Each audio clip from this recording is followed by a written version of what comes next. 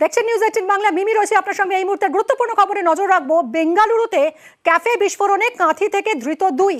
আজ সকালে দুই অভিযুক্তকে গ্রেফতার করেছে এনআইএ। দুজনকেই কাঁথি থেকে গ্রেফতার করা হয়েছে। ধৃত আব্দুল মতিন তোয়াহা এবং মুসাফির হোসেন সাজিব, এই দুজনকেই গ্রেফতার করা হয়েছে আজ কাঁথি থেকে।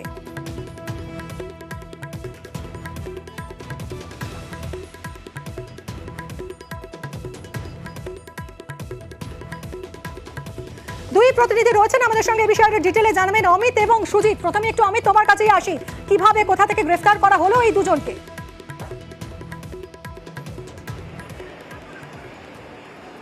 কাঁথি থেকে গ্রেপ্তার করা হয়েছে আব্দুল মতিন তোহা আর মুসাফির হোসেন সাজিবকে।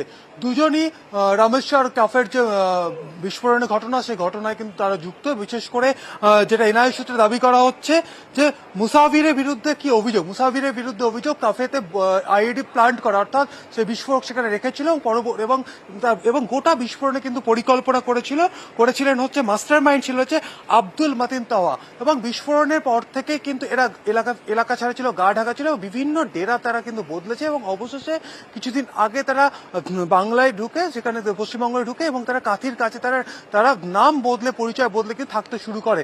এদের টিপ অফ কোথা থেকে পাওয়া গেল? এনআইএ সূত্রে দাবি করা হচ্ছে যে গত সপ্তাহে 26 তারিখ, অর্থাৎ মার্চ মাসের 26 তারিখ মুজাফিল সারেফ বলে একজনকে গ্রেপ্তার করা হয়েছিল, যিনি হচ্ছে এদেরকে লজিস্টিক সাপোর্ট দিয়েছিলেন। সেক্ষেত্রে মুজাফিলকে জিজ্ঞাসাবাদ করে বা জেরা করে এই দুজন সম্পর্কে আরো কিছু টিপ অফ তারা পান। অন্যদিকে এই বিস্ফোরণ কাণ্ডে এর আগে গত সপ্তাহে 18টি জায়গাতে তল্লাশি অভিযান চালানো হয়েছিল এনআইএ তরফে। বেশ কয়েকজনকে জিজ্ঞাসাবাদ করা হয়েছিল। এমনকি এই ঘটনায় প্রাথমিকভাবে গ্রেপ্তার করা হয়েছিল, তাদের জিজ্ঞাসাবাদ করে আব্দুল মতিন তোহা এবং এদের সম্পর্কে কিন্তু টিপ অফ কিন্তু পেয়েছিল এনআইএ কর্তারা। সেই জায়গাতে তারা কোথায় ডেরা বদল করছিল এবং গত সপ্তাহে যে মুফাজ্জলকে যে গ্রেপ্তার করা, সেখান থেকে আরো বেশ কিছু লিড তারা পেয়েছিলেন এবং সেই মোতাবেক তারা তল্লাশি অভিযান চালান এবং রাজ্য পুলিশকে সঙ্গে নিয়ে, বিশেষ করে পূর্ব মেদিনীপুর জেলা পুলিশকে সঙ্গে নিয়ে এই তল্লাশি অভিযান চালানো হয়েছিল এবং আজকে ভোরবেলা দুজনকে গ্রেপ্তার করা হয়েছে এবং কিছু সময় পরেই কলকাতার যে এনআইএ বিশেষ আদালত রয়েছে সেখানে তাদেরকে নিয়ে আসা হবে, সেখানে তাদেরকে পেশ করা হবে এবং ট্রানজিট রিমান্ডে তাদেরকে বেঙ্গালুরু নিয়ে যাওয়া হবে এনআইএর তরফে। এমনটা কিন্তু এনআইএ সূত্রে জানা যাচ্ছে। এর সঙ্গে থাকো অমিত। আব্দুল মতিন তোহা আর মুসাফির হোসেন সাজিব, এই দুজন কাঁথিতে ছিল। এই কাঁথি থেকে এই দুজনকে গ্রেফতার করা হয়েছে। সুজিতের থেকে আরো একটুখানি জানবো। সুজিত, এই দুজন কিভাবে ছিল? মানে এলাকার মানুষ কি কিছু আঁচ করতে পেরেছিলেন যে কি মারাত্মক কাণ্ড ঘটিয়েছে, কি মারাত্মক অভিযোগ রয়েছে এই দুজনের বিরুদ্ধে?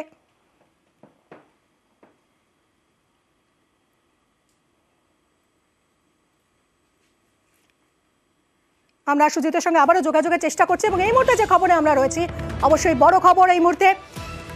বেঙ্গালুরুতে ক্যাফেতে ব্লাস্ট ঘটনায় দুজনকে গ্রেফতার করা হয়েছে। বেঙ্গালুরু ক্যাফে বিস্ফোরণে কাঁথি থেকে দুজন ধৃত। আজ সকালে এই দুজনকে গ্রেফতার করেছে এনআইএ। দুজনকেই কাঁথি থেকে গ্রেফতার করা হয়েছে, আব্দুল মতিন তোহা আর মুসাফির হোসেন সাজিব। পয়লা মার্চ বেঙ্গালুরুর রামেশ্বরম ক্যাফেতে বিস্ফোরণ হয়েছিল আর সেই ঘটনাতেই এই দুজনকে এনআইএ গ্রেফতার করেছে। আব্দুল মতিন তোহা বিস্ফোরণের মাস্টার মাইন্ড ছিল। মুসাফিরের বিরুদ্ধে ক্যাফেতে আইইডি রাখার অভিযোগ। কথা বলবো সুজিতের সঙ্গে। সুজিত, এই যে দুজন দীর্ঘদিন ধরে এই কাঁথি অঞ্চলে বসবাস করছিল, এদের বিরুদ্ধে এরকম অভিযোগ রয়েছে, সেটা কি এলাকাবাসী কিছু আঁচ করতে পেরেছিল? কি পরিচয় থাকতো এরা? একদমও আজ করতে পারেনি মিমি, কারণ তারা বুঝতেই পারেনি বেঙ্গালুরুতে ঘটিয়ে আসা এত বড় কাণ্ড। তারা এই এলাকায়, তারা শুধু কাঁথিতে থাকেনি, তারা কিন্তু গ্রেপ্তার হয়েছে দীঘা থেকে, অর্থাৎ দীঘাতে, কখনো মন্দারমণিতে, কখনো পূর্ব মেদিনীপুরের জায়গায় এমনকি ভিন রাজ্যেতেও কখনো উড়িষ্যার বাইরে গিয়েও ছিল, এমনটাই জানা যাচ্ছে। এবং যে কথা সামনে আসছে সেখানে কিন্তু তাদেরকে যে লুকিয়ে থাকার ব্যাপারে কেউ না কেউ সাহায্য করেছে, কারণ তারা হয়তো ছদ্মনামে ছিল, অন্য নামে বেনামে ছিল, কিন্তু বেঙ্গালুরুর মতো এত বড় ঘটনা ঘটিয়ে বেঙ্গালুরুতে তারা যে এসে গা ঢাকা দিয়েছিল, তাদের ব্যাপারে কিন্তু কেউ না কেউ কিছু জেনেছে, এমনটাই জানতে পারছে পুলিশ এবং সেই জানা থেকেই অন্যদেরও তারা জেরা করবে। একই সঙ্গে তোমাকে জানিয়ে রাখি, আমরা আবারও সুজিতের সঙ্গে যোগাযোগের চেষ্টা করব। পয়লা মার্চ বেঙ্গালুরুর রামেশ্বরম ক্যাফেতে বিস্ফোরণ হয়েছিল। আইইডি বিস্ফোরণে কমপক্ষে 10 জন আহত হয়েছিলেন। অপরাধীদের খোঁজ দিলে 10 লক্ষ টাকা পুরস্কার ঘোষণা করেছিল এনআইএ। সেই ঘটনাতেই দুজনকে আজ গ্রেফতার করা হলো কাঁথি থেকে।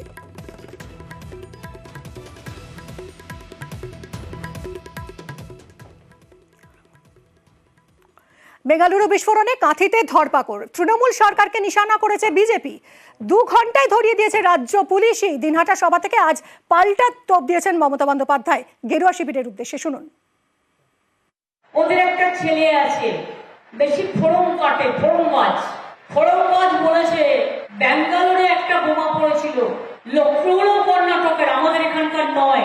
2 ঘন্টায় বাংলায় লুকিয়েছিল, 2 ঘন্টার মধ্যে আমরা ধরে দিয়েছি আমাদের পুলিশ।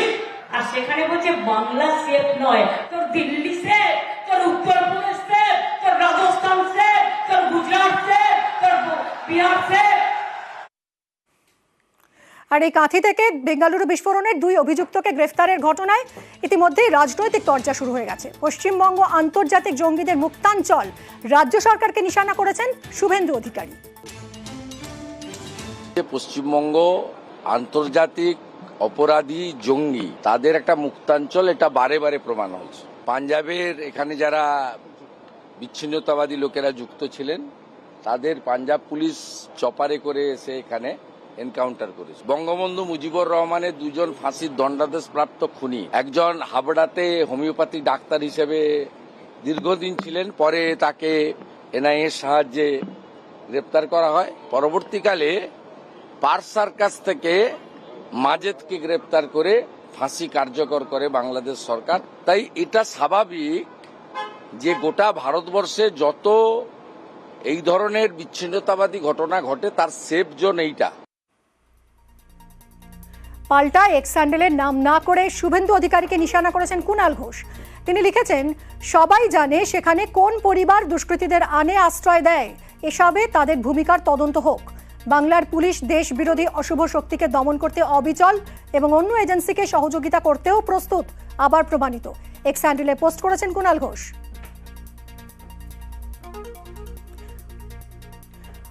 তৃণমূল সরকারকে আবার নিশানা করেছেন সুকান্ত মজুমদারও, বিজেপি রাজ্য সভাপতি। শুনুন। এর আগেও যখন সংসদে স্মোক বোম ফেলা হলো, তার সাথে বাংলার যোগসাজশ পাওয়া গেল। তার আগে দিল্লিতে দাঙ্গা হলো, তার মাস্টার মাইন্ড পাওয়া গেল যে শুভেন্দু অধিকারী, আমাদের মাননীয় বিরোধী দলনেতা। তার উপরে ভোটের গণনার দিন যে হামলা করেছিল সেই ব্যক্তিকে পাওয়া গেল, দিল্লিতে সে দাঙ্গা করছে। আমি সেই জন্য বাংলার আপামার জনসাধারণ যারা সাম্প্রদায়িকতায় বিশ্বাস করেন না, যারা কট্টরতায় বিশ্বাস করেন না, জাতি বর্ণ ধর্ম নির্বিশেষে, আমি আহ্বান করতে চাই যে এর বিরুদ্ধে গর্জে উঠুন এবং বাঙালির আগামী ভবিষ্যৎ কি এ নিয়ে ভাবুন, চিন্তা ভাবনা করুন। তৃণমূলের ঘাড়ে দোষ চাপিয়ে লাভ নেই, তোপ দেখেছেন দেবাংশু ভট্টাচার্য। কদিন আগে তো মধ্যপ্রদেশ থেকেও অ্যারেস্ট হয়েছিল, উত্তরপ্রদেশ থেকেও অ্যারেস্ট হয়েছে, এমনকি গুজরাট থেকেও। তো স্বাভাবিকভাবে যদি গুজরাট থেকে অ্যারেস্ট হতে পারে, যদি মহারাষ্ট্রে তারা লুকিয়ে থাকতে পারে, বাংলার মাটিতেও কেউ থেকে থাকতে পারেন। আমার প্রশ্ন, তারা কাঁথিতে লুকিয়েছিলেন, বিজেপির তো নাকি বিরাট সংগঠন কাঁথিতে, তাদের নেতারা কেন জানতে পারেননি? হয় বলুন সংগঠন দুর্বল হয়ে গেছে, তৃণমূল এবার সিট জিতে যাবে, আর না হলে বলুন আপনারা সংগঠন থাকা সত্ত্বেও আশেপাশের খোঁজ পাননি কোথায় জঙ্গি লুকিয়ে রয়েছে। তৃণমূলের ঘাড়ে এই দোষ চাপিয়ে কোনো লাভ নেই। তৃণমূল সরকারকে তোপ দেখেছেন অধীর চৌধুরীও। শুনুন।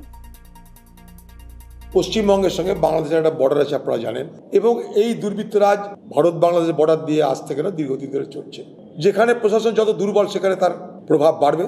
পশ্চিমবঙ্গের প্রশাসন দুর্বল, পশ্চিমবঙ্গের প্রশাসনের একটাই কাজ তৃণমূলের সেবা করা, তাই এখানটাই অন্য কাজে তাদের মন দিতে হয় না। তাই এখানে দুর্বৃত্ত সন্ত্রাসবাদীদের আড্ডা তো বাড়বেই। তাই তদন্ত হোক, তাদের শাস্তি চাইব।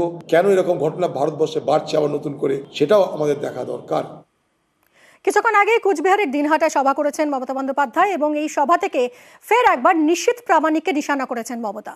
কেন্দ্রীয় প্রতিমন্ত্রীর বিরুদ্ধে শীতলকুচি ষড়যন্ত্রের অভিযোগ তৃণমূল নেত্রীর।